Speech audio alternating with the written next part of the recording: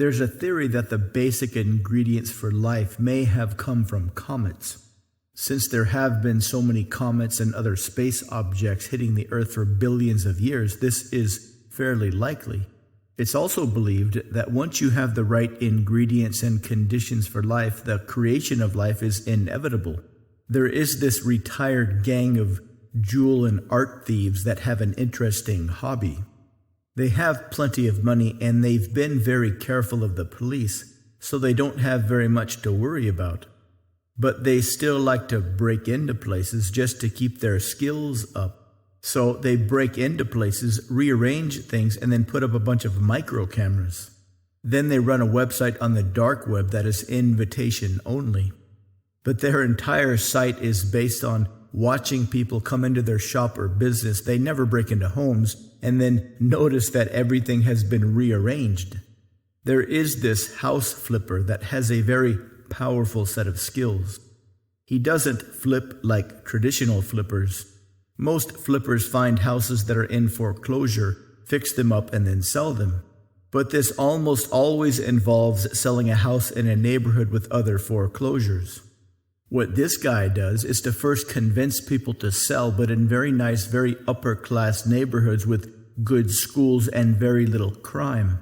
He poses as an Amway salesman, but it's really not just a cover. To make this scam legitimate, he actually does sell Amway and other things like Herbalife, etc. So he's very good. He shows up and talks a good game. He's able to set an appointment relatively easily. He promises it will be entertaining, almost like a performance.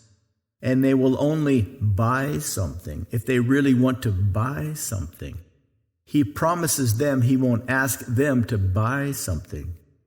They must ask him if they can buy something only if they feel like they want to buy something.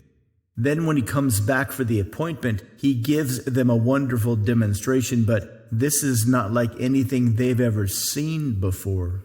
Recently, archaeologists have uncovered some evidence that suggests there were a race of people, maybe people we are descended from, but that lived about 1 million years ago. These people were very, very advanced. Their thinking powers were far greater than ours. Even their absolute dumbest person would dominate in our society. But they were also very, very peaceful. They spent all their time on science and art and philosophy. They were so advanced that they needed to develop a kind of metaphor-based language to understand and effectively talk about all their advanced technology. Despite their intellectual skills, they hadn't yet developed telepathy. So they created single words that represented entire philosophies, words that represented complex scientific processes, words that represented huge energy systems. Half of their elementary school was to first understand the concepts, then understand the simple words or phrases that would describe those concepts. It's believed that many of the most ancient words in the human language are really representative of a very, very complex underlying scientific idea. That built into the word itself are all the principles of that underlying scientific or philosophical idea. And if we can somehow figure out the correct pronunciation and the correct writing, then we might unlock the secrets of free energy, or a philosophy and thinking process that leads to unlimited intelligence and understanding. Unfortunately, their peaceful existence ultimately led to their downfall. During their entire evolution, they never even considered using their science and technology to build weapons. So by the time they realized an asteroid was on a collision path, it was too late. It hit them and all life was extinguished. Until the next asteroid came and all life started fresh. Only this time we evolved into a territorial, warlike species. The first half is very, very entertaining. He tells all kinds of jokes about his Tupperware or Herbalife. The residents, usually a married couple and their kids, are very, very entertained. That's when he starts telling stories. Stories that don't make any sense but are kind of entertaining nonetheless. But buried within these stories are very deeply placed hypnotic suggestions. Suggestions that may take a few days to take root in your mind. And once they do, you'll truly believe that your house is haunted, that ghosts are watching your every move. Then a week or two later, a real estate agent, one of his many partners, will stop by, just mentioning he's checking to see if anybody wants to sell.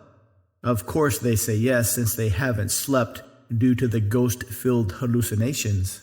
They sell cheaply. And then they sell the house to a regular family and they make a profit of several $100,000. Sometimes they'll break into a library and put all the books upside down. Other times they'll break into a library and put $100 bills in a couple dozen books.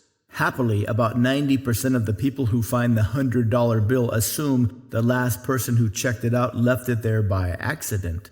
They tell the librarian, who calls the last person who checked it out, who says they didn't leave the money, and the honest person who found it gets to keep it. Other times they'll do something really silly like break into Baskin-Robbins or other ice cream stores and rearrange all the flavors. Then somebody will come in, ask for a single scoop of Rocky Road, and the poor clerk can't find it. Then the hilarity ensues.